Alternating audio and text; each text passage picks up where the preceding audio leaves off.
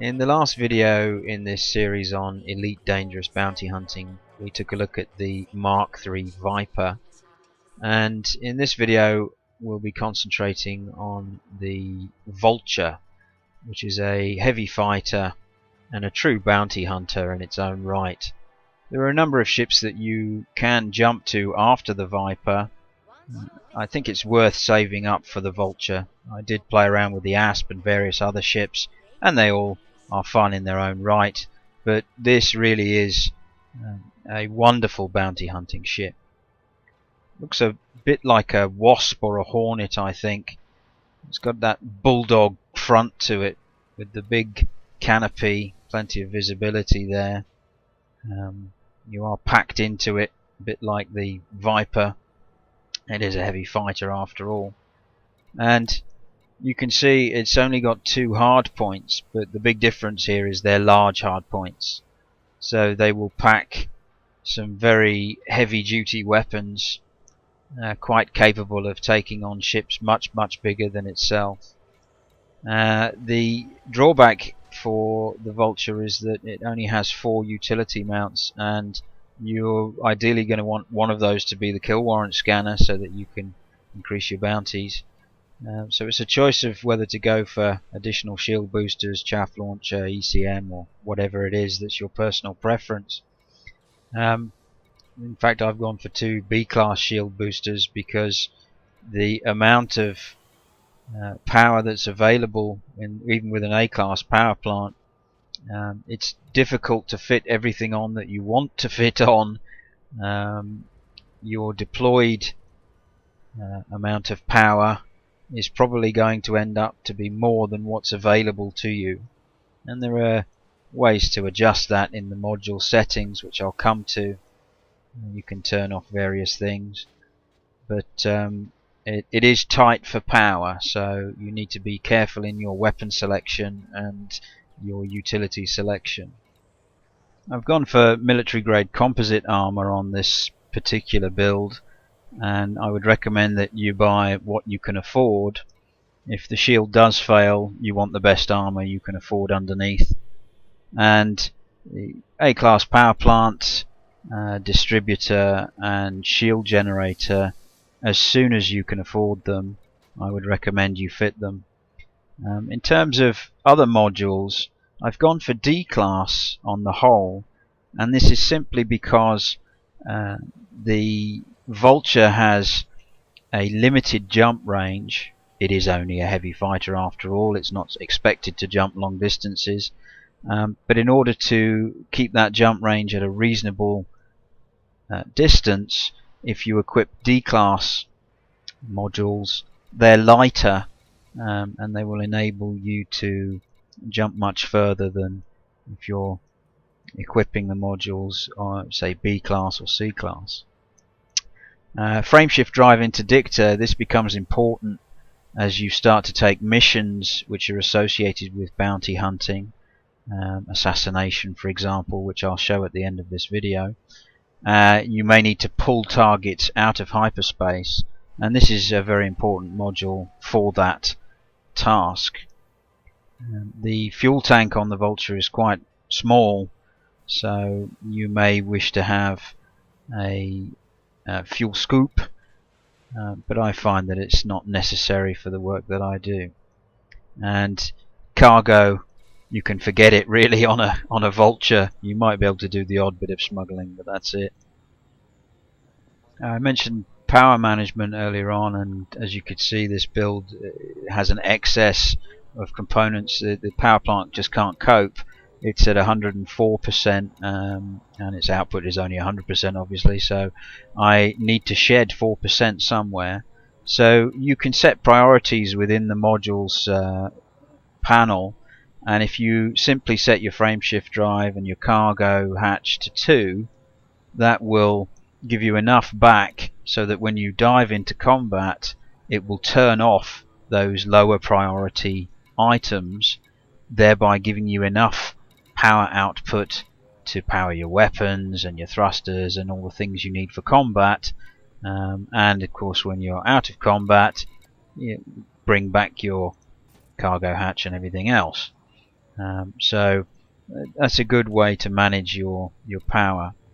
And here I've set up the pulse lasers on the same trigger, and also the kill warrant scanner will also be active at that time on my second trigger, so I can scan them at the same time as I'm attacking them.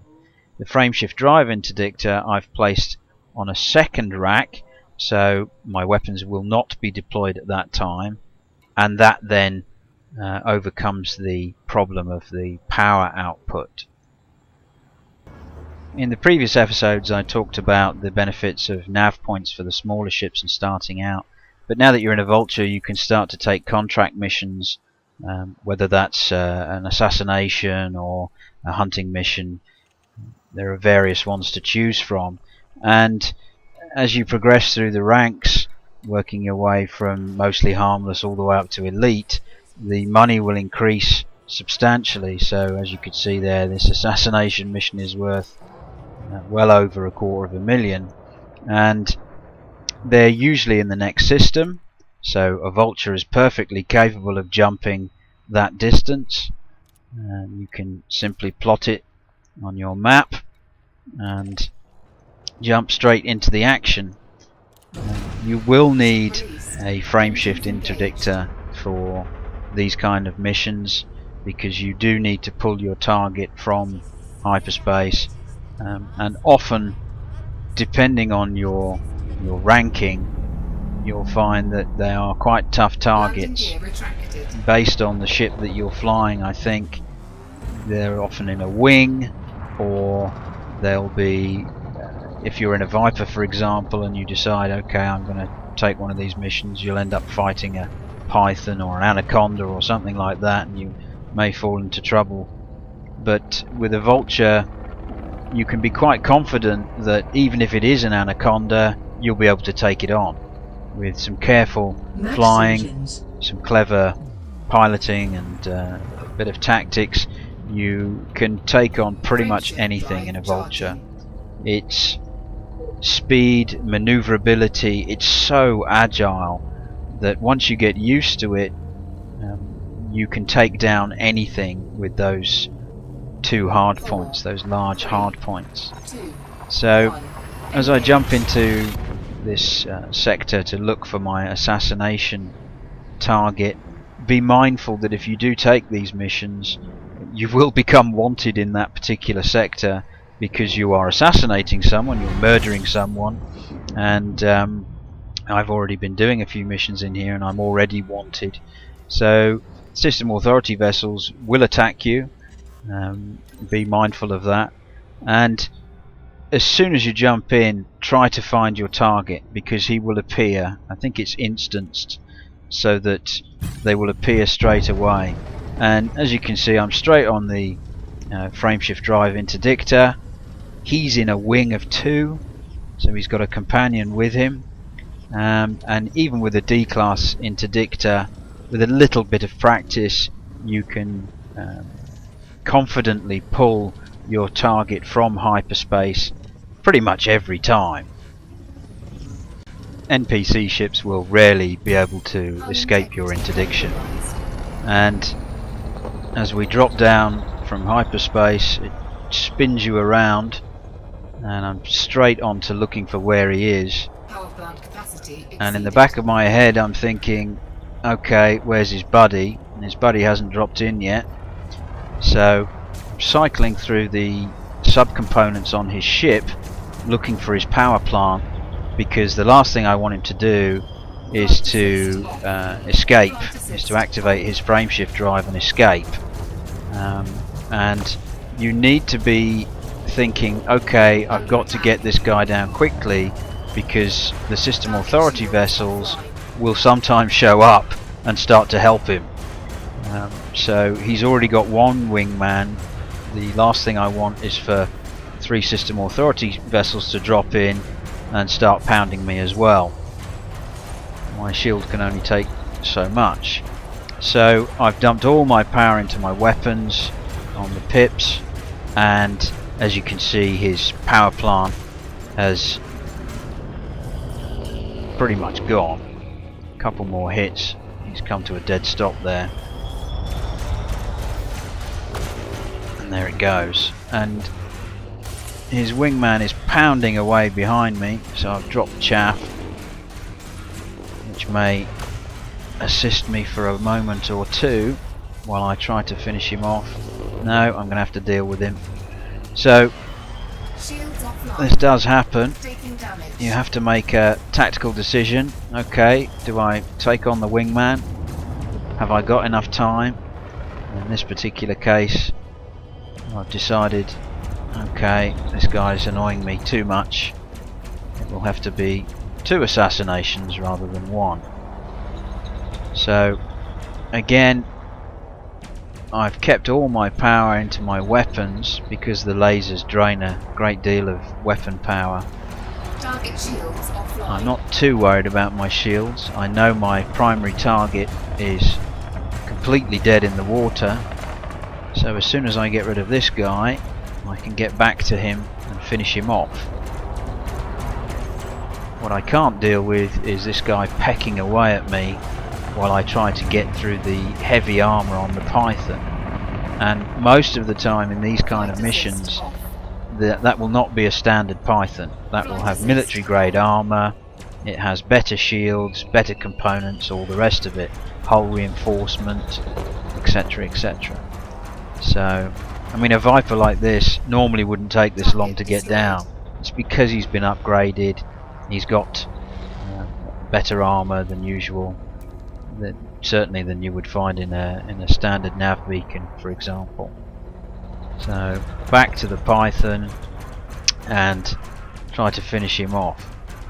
Now I'm not targeting a subsystem here, and you can see he's on 46%, and I'm slowly whittling him down through his armor. And again, this isn't a projectile weapon. Projectile weapons will tear up the armor a lot quicker than laser weapons will, or energy weapons. Lights on. And I have to wait for my weapon pool to recover. You see my shield slowly ticking back there. The NPC ships seem to be able to recover their shields incredibly quickly in comparison to player shields. So luckily no system authority vessels have jumped in to give me a nasty surprise, and he's trying to turn desperately to avoid my fire in vain. But as you can see, it's taking quite a while to get him down, and that's simply because he's got upgraded armor. He's an expert pilot. So to show you the difference it makes to target subcomponents, and I've talked about this in the previous videos, you should target subcomponents, it's important, and this is why. As soon as I switch to his power plant, which has already been damaged, he's got 8% left on his hull, he dies straight away. So I could have done that at 40%, and I should have done that at 40%, but that makes quite a valid point there, I think, that if you target the subcomponents, you'll drop your targets much more rapidly. So, power back into shields to bring the shields back online. My hull's still at 95% thanks to my armor. Military grade composite is wonderful.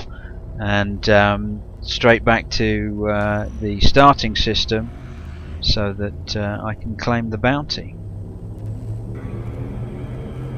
One thing I like to do when I'm coming back in is I go full tilt to approach the station that I picked up the mission from in the first place. And the reason for this, I do an end over, what submariners would call a crazy Ivan. And the reason for that is that if you're a power play player and you're with a particular alliance, you'll often get interdicted on the way back by an enemy NPC, and this helps to avoid that, because you've done this huge loop at great speed. And if they're about to interdict you, or they're lining up to interdict you, that puts paid to that straight away. They lose their track on you. In the 5th and final video in this series on bounty hunting, I'll be taking a look at the Fer de Lance ship, which in my opinion is one of the best bounty hunters in the game. And we'll also be looking at res sites or resource extraction sites, which is a real playground for any bounty hunter, and the different types of res sites that you can come across and the opponents that you might face there. Until then, happy bounty hunting.